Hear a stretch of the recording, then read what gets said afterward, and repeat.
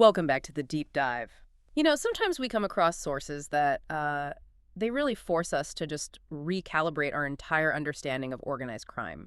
And today is definitely one of those times. We are diving into the absolutely staggering transformation of a Canadian Olympian. I mean, a disciplined elite athlete from Thunder Bay who represented his country. And somehow became one of the world's most wanted men. The man is Ryan James Wedding, and the contrast, it's just hard to wrap your head around. It really is. I mean, he is currently on the FBI's 10 most wanted fugitives list. There's a $15 million bounty on his head. 15 million. And when FBI Director Kash Patel talked about it, he didn't just call him a drug trafficker. He called him a modern-day iteration of Pablo Escobar. Wow. That tells you everything, the scale, the sophistication. It's on another level. So our mission today is to really give you a blueprint, a detailed blueprint of how this happened and, maybe more importantly, how the criminal machine he built, the Wedding Criminal Enterprise, or WCE, actually operates. Yeah, and for this, we've synthesized everything. We're talking federal indictments, intelligence briefings, court transcripts, and what emerges is it's not your typical cartel. Not at all. It's a hyper-modern hybrid. I mean, it functions as this logistical titan, allegedly moving 60 metric tons of cocaine a year. 60 annually. Annually. But its methods, they fuse corporate supply chain management with cutting-edge crypto finance and some really chilling counterintelligence. It's crime optimized for the 21st century. Okay, let's unpack this. To understand the Kingpin, we have to start with the athlete. His origin story feels so crucial here. It is, because it's where he learned the discipline and the dominance that he, later weaponized. He was born in 1981, grew up in Thunder Bay, Ontario. So a world defined by winter sports. Exactly. His family was ski world royalty almost. His grandparents were connected to the Mount Baldy Resort. His uncle coached the women's national alpine ski team. This was an elite upbringing, not a criminal one.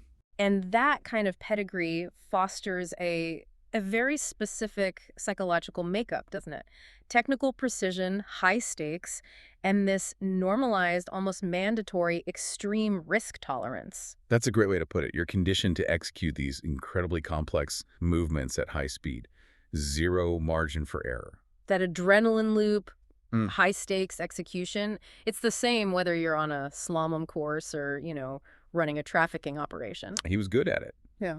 After moving to BC, he switched to snowboarding and just shot to the top. Won a silver medal in 2001 at the Junior World Championships. The sources paint this really vivid picture of him back then. Peers called him a cherubic blue-eyed kid. Slept with a teddy bear, apparently. It's impossible to reconcile that image with what he became. Which leads us directly to the psychological fracture point. The 2002 Salt Lake City Olympics. This was supposed to be it, the culmination of everything. He competed in the parallel giant slalom. And he placed 24th. 24th. For most people, that's amazing. But for someone conditioned to define their entire self-worth by podium finishes, it's a professional failure. It's a devastating blow. Yeah. And there's this concept in behavioral criminology they call the near miss. The near miss. Yeah, the idea is that the drive for dominance doesn't just vanish. It gets untethered. The person can't accept that loss of status, so they start seeking to reclaim that power through other means. Illicit, high-stakes alternatives. So he just abandons the whole competitive circuit. Immediately. He came home and started searching for that high. Tried Simon Fraser University, thought about being a stockbroker, but it didn't stick. No. He dropped out, and the physical metamorphosis began. Oh.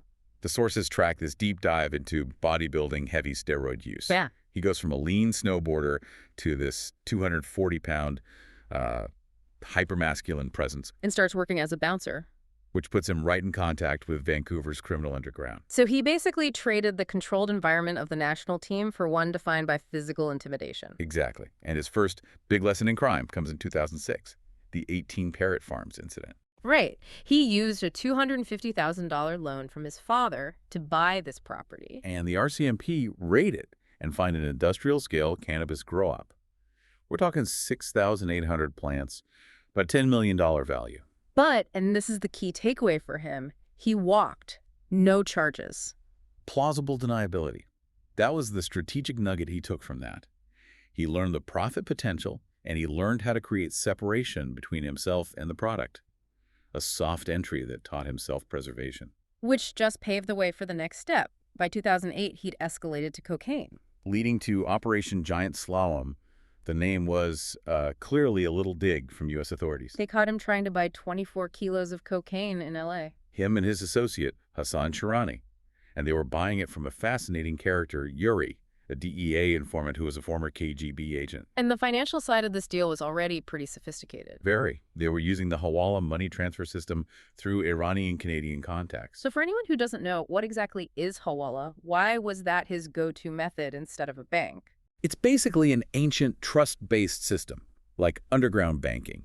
Instead of wiring money, you use a network of brokers, or hawaladars, who settle debts based on their worth. So no paper trail. Virtually none. Yeah. It bypasses all the anti-money laundering checks that any bank would trigger.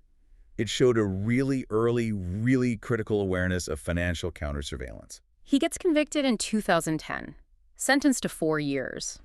And this is where the story takes another staggering turn. Prison wasn't a deterrent. It was his university. His university. Absolutely. His time in U.S. federal facilities, like Reeves County Detention Center, that was the primary incubator for the WCE. FBI wiretaps caught him planning. What specifically was he learning on those wiretaps? Who was he meeting? He literally said, I'm meeting people, I'm learning, and I'm networking. He was forging these deep strategic alliances with key figures linked to the Sinaloa cartel. Securing his supply line. Exactly. And he solidified those relationships with the Iranian money laundering networks. He even married an Iranian-born woman while he was incarcerated. Yeah. It gave him access to established, trusted financial pipelines. So when he's released in 2011, he doesn't go back to Canada. He goes straight to Mexico. That's when he becomes El Jefe. That's where he architects the WCE. And this organization is all about efficiency, compartmentalization. Like a corporation. A Fortune 500 company applied to crime. It has 3 distinct divisions: logistics, finance, and intelligence and security. Let's start with logistics. That's the muscle, the system moving 60 metric tons of product. And they treated it like a supply chain problem. They just exploited the legal infrastructure of NAFTA, the massive volume of commercial trucks moving between Mexico, the U.S., and Canada. That's the perfect cover. Perfect. They recruited long-haul truck drivers, allegedly coordinated by guys like Hardy Bratt and Gurpreet Singh in Ontario, who were paid a fortune to hide shipments in legal cargo. So product from Colombia, staged by Sinaloa, goes through stash houses in L.A., and then straight up the I-5 corridor, an industrialized process. And we learned so much about this after the arrest of Andrew Clark, a.k.a. the Dictator, in late 2024. He was Wedding's second in command. His capture was a treasure trove of intelligence. A massive one.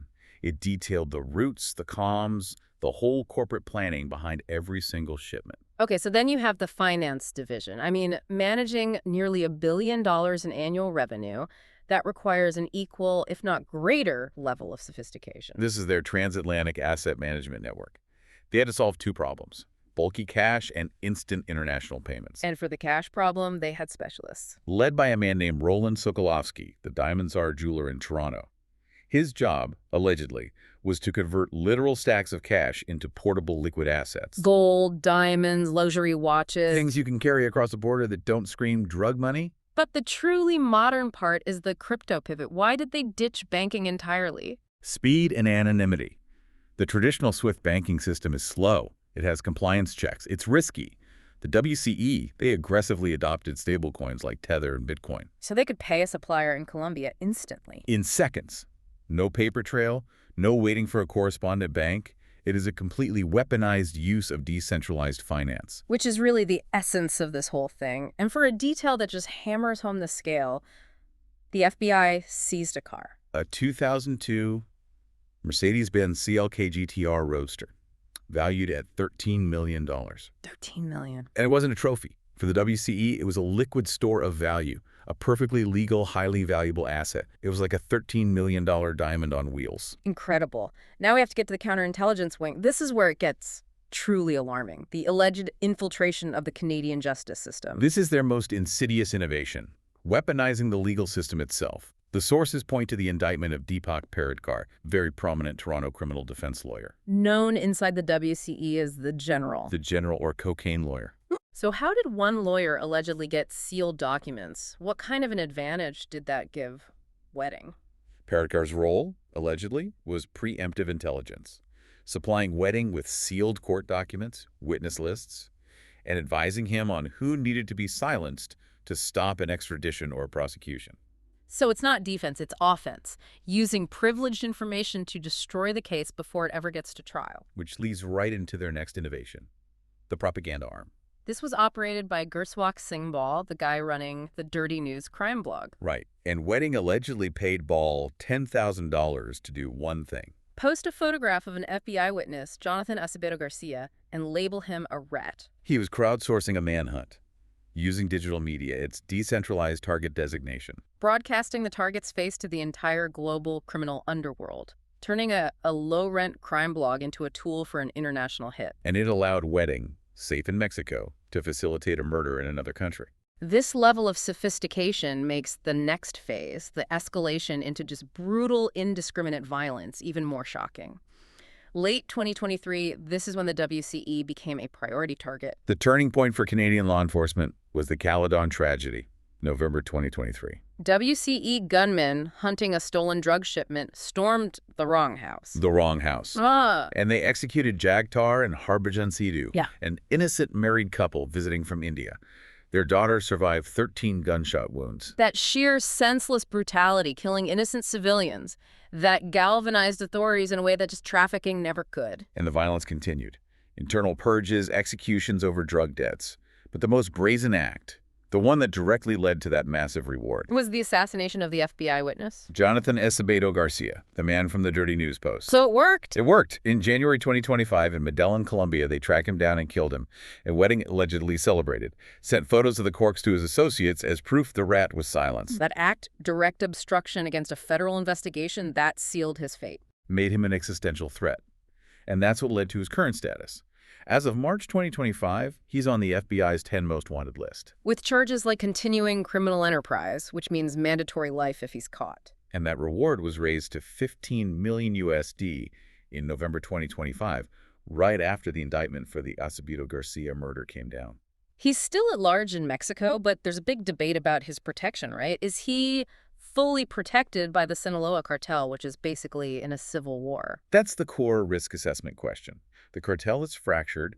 You've got Los Chapitos El Chapo's sons, younger, more aggressive, and then the Meza faction, the older, more strategic wing. So why does that split matter for Wedding? Because Wedding is an independent contractor. Yeah. Protecting a high-profile foreigner like him brings a lot of unwanted heat. He's likely not allied with the whole cartel, but leveraging a specific faction, renting protection by offering his logistical services to one side or the other. In the meantime, the FBI is trying to stay a step ahead, releasing new photos. Yeah, late 2025 photos show he's heavier, maybe had hair transplant surgery, and now has that huge lion tattoo on his chest. They're calling it the lion photo. And the U.S. Treasury is hitting him where it hurts. With a financial strangulation strategy, they're using OFAC sanctions. For anyone unfamiliar, OFAC, the Office of Foreign Assets Control, is the ultimate financial weapon. And how does that weapon work It exactly? freezes all your assets. It blocks you from any U.S. financial access, basically cutting you off from the entire global financial system. Yeah. And they've sanctioned people all around him. Including his wife and his girlfriend. Miriam Andrea Castillo Moreno and Daniela Alejandra Acuna Macias. The goal is to create maximum stress, cut him off from his money and support, and force him to make a mistake. So when you put it all together, the core thesis we started with seems terrifyingly accurate. He took the discipline of an elite athlete and just applied it to crime. He created what you could call a polymimetic organization. It mimics legitimate corporate structures in its finance and logistics, but employs state-of-the-art terror tactics. And in the end, that's what seems to be his downfall. That's the key, the violence. The senseless murder of the Sidhu family, the brazen execution of a witness. It stripped him of the anonymity that successful kingpins need to operate. This story is really about a new model of transnational crime. Which brings up a really important final question for you, the listener, to think about. The WCE succeeded by treating crime not as a turf war, but as a complex technical supply chain problem. They weaponized modern systems, crypto, digital media, even the legal system itself. So if this highly efficient, business-like model of organized crime proves more resilient than traditional cartels, what fundamental changes must global law enforcement make to even hope to keep pace?